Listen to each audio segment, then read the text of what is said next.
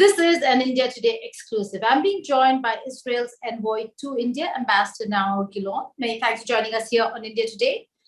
The big thrust of the I2U2, we've seen, Ambassador, many blocs, groupings in the recent past being created, and specifically in order to have a more secure global community.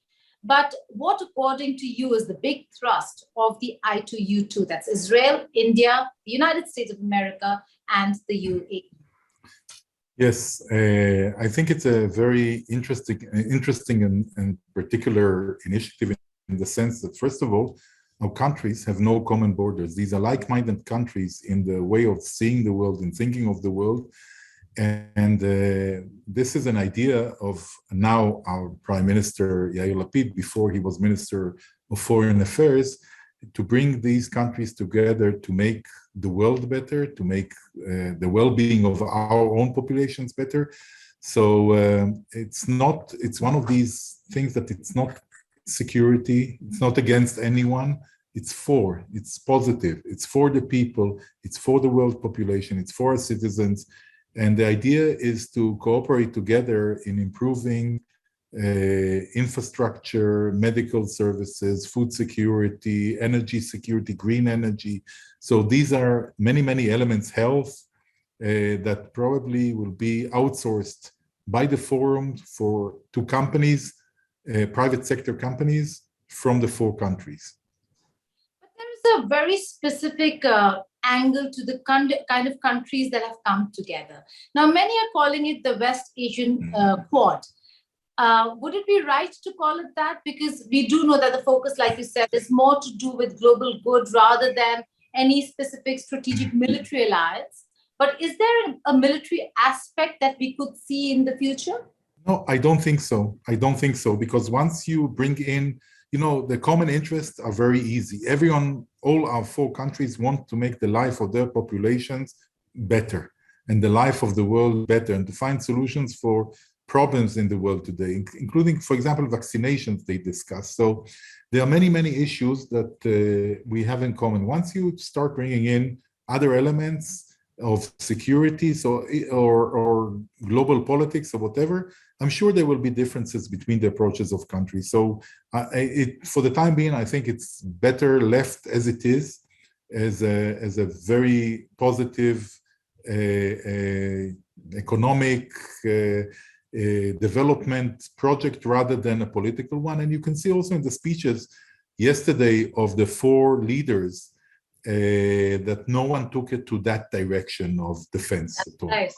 That's right. But like you said, the global good. One very important aspect that Prime Minister of Israel spelled out was the food corridor. Now, we do know that food security has become one of the biggest concerns of the global community, particularly global leaders. And this is owing to the Russia-Ukraine war. So in many ways, then one, in the midst of uncertainties because of the war, we are looking at food corridors. Could you elaborate how this food corridor will come about and how it will help Israel? Yeah, well, I think that here, this specific project of food corridor, the idea is that UAE will sponsor creating in India very large advanced farms that will supply, the efficiency of supply of food will be much higher than the small farmer of today, because they will be using high-tech agriculture technology. Hopefully Israel will be a contributor in this field of technology. The Americans will be contributors, UAE, India, each one will put in his capabilities in order to create these corridors or these big farms that will be able to supply a lot of food beyond, hopefully, only the consumption of India. You know that it's a good opportunity maybe to mention the fact that India was very generous and helpful to Israel on wheat, because we are not growing a lot of wheat. We are certainly not independent in our wheat supply, self-sufficient. And India authorized special authorization for a big shipment of Indian wheat to Israel Ukraine really, the war in Ukraine disrupted a lot of what we knew in the world before. Prices are hiking all around the world because the supply of wheat, where Ukraine and Russia were huge supplies in the world, is disrupted, and the psychological pressure and the practical need for wheat is pushing prices up. The same goes to energy and other oil and gas. And I think that this corporations like these, for the long run, can give also stability of supply and of prices. You mentioned energy. It's a very important aspect. Again, looking at the Russia-Ukraine war, many parts of the world will be suffering or are suffering energy crisis. Prices are rising. The specific conversation that the leadership focused on was not just energy security in terms of supplies, the storage capability and capacity. Now, that certainly is or could be a game changer in how countries secure themselves when it comes to energy, sir. Yes. Also there, I think that the discussion was directed at green energy, mainly wind and solar energy, to be created here in India. Of course, storage is a big issue. Everyone is looking at it because our ability to manufacture today is 24 hours ability, and the consumption of the energy that we have the same capacity at day, at night, and clearly at night we use less energy as countries, and how to store it in order to be more efficient about the energy, of course, is one of the biggest challenges, technological challenges in the world. So of course this is another big issue.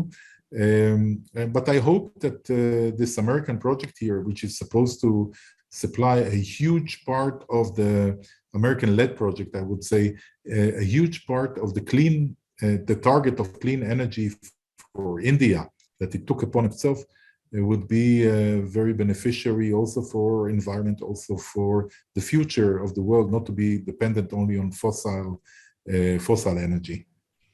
Also interesting is that this was not a complete virtual summit. It was a hybrid summit because President Biden was in Jerusalem.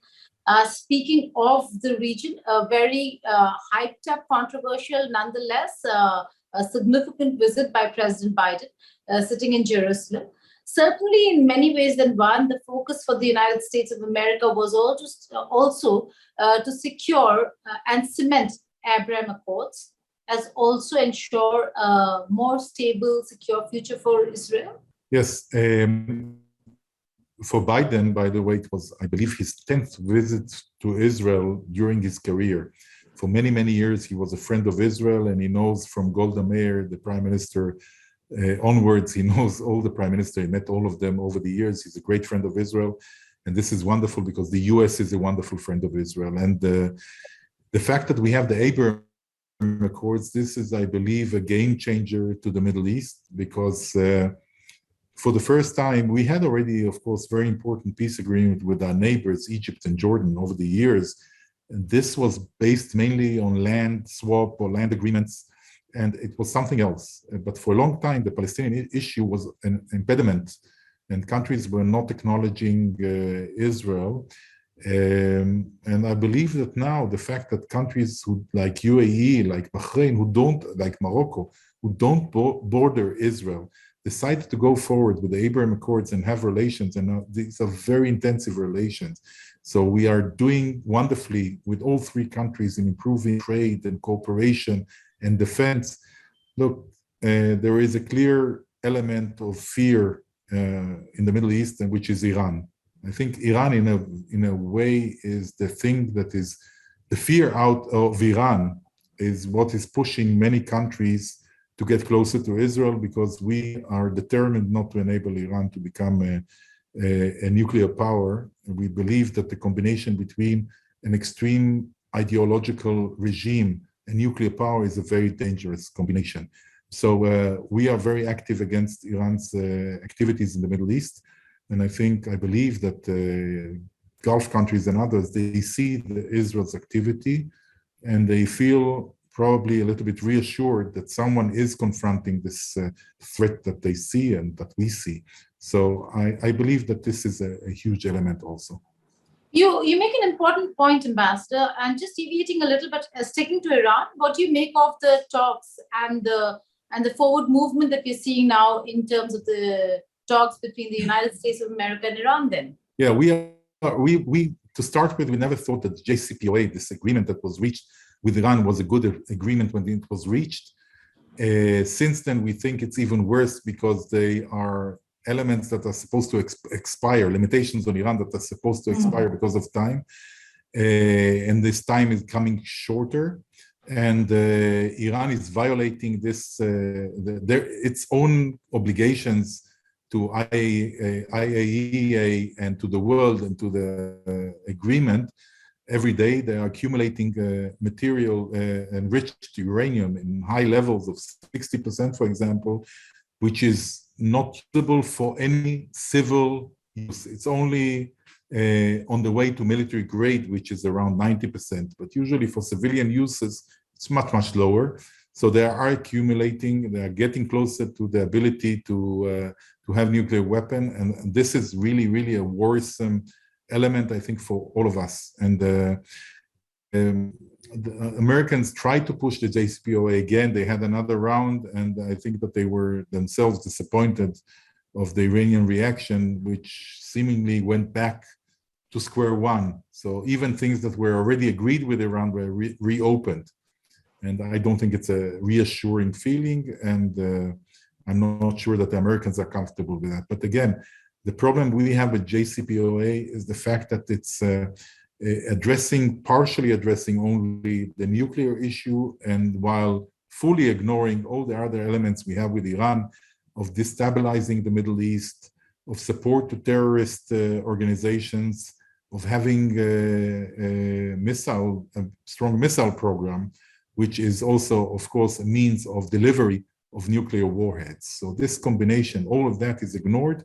And also what is touched in JCPOA when it comes to nuclear safeguards is not strong enough, and even that is violated. So it's a violation of a violation here. Final two questions. Now, sticking to Jerusalem, President Biden being there is a very significant message, but it also started with President Trump. He made a lot of effort with the Abraham Accords, and then finally the announcement of shifting the embassy to Jerusalem. How's that moving forward? We do know that it has hit a few roadblocks when it comes to the land for the embassy, but where is that headed, the US embassy in Jerusalem? Well, first of all, Trump deserves a lot of credit when it comes to the Abraham Accords. Absolutely. Jared Kushner, his envoy to this topic, did a wonderful job. And what we see today is their heritage. But what is very nice to see that with all the dispute in the US between the different administrations from Trump to Biden, the continuation of this line is going on. And that's very good. The American embassy is de facto already in Jerusalem. So it's there. It's moved. They are speaking of building a new building, but for the time being, they took a building that they already owned. And this is the embassy. So the ambassador resides now in Jerusalem. His own resident is temporarily in a hotel. He's looking for something, I understand, permanent, but they're there. They're already in Jerusalem. And, for me as an Israeli, it was, of course, I see Jerusalem as one city, but even those who claim that East Jerusalem is a question debatable or has to be negotiated, there is no logic in countries not maintaining their embassies in what is called West Jerusalem, like the Americans are doing. So in territory that was never disputed between the sides, but they're not doing even that, many countries. So I'm very happy that Americans set the tone, and I hope that other countries will soon follow. And finally, before I let you go, let's go back to the I2U2 implementation. Now, we've seen a lot of blocks and groupings, Ambassador, but and there has been a lot of talk. But when it comes to implementing, we yet to see a lot of these groupings really implement the policy decisions that they come up with. How do you see the time frame for implementation of announcements that were made by the I2U2 leadership? I believe that the concept was taking that into consideration, the problem of governments, the speed they can work. And that's why from day one, it was all directed at private sector. Usually business people, when they have the interest, there is the funding, they will go fast forward. So and you know, they have for them, time is money, and they will try probably to do it as soon as possible. I hope that we as governments, we take out the obstacles or the authorization that is depending on us as governments will be done fast.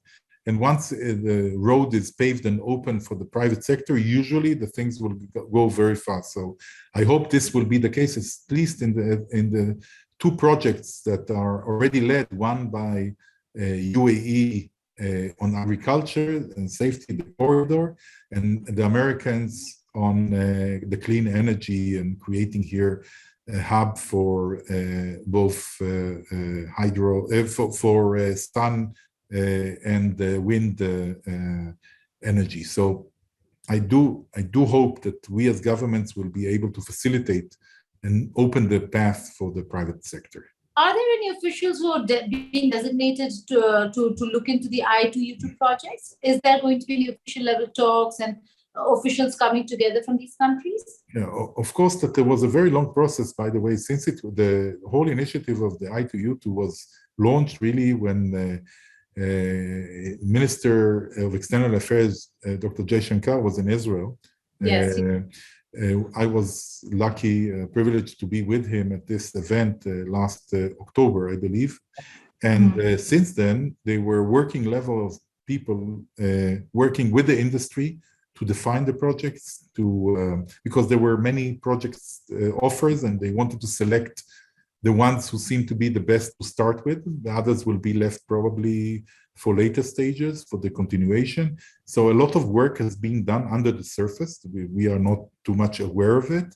And I'm sure that once the projects will be on an implementation, that was the planning, what to do, how to do. Once it will be on implementation, I'm sure there will be designated people from the relevant countries and companies, private companies, who will be steering the work in order to make it efficient and fast. Ambassador Naor Gilon, many thanks for speaking to India today. It is indeed a pleasure, and I hope that I2U2 becomes a success as the leadership wants it. Thank you for having me, and I share your hope that we will make it a success story for others to follow. Thank you. Thank you.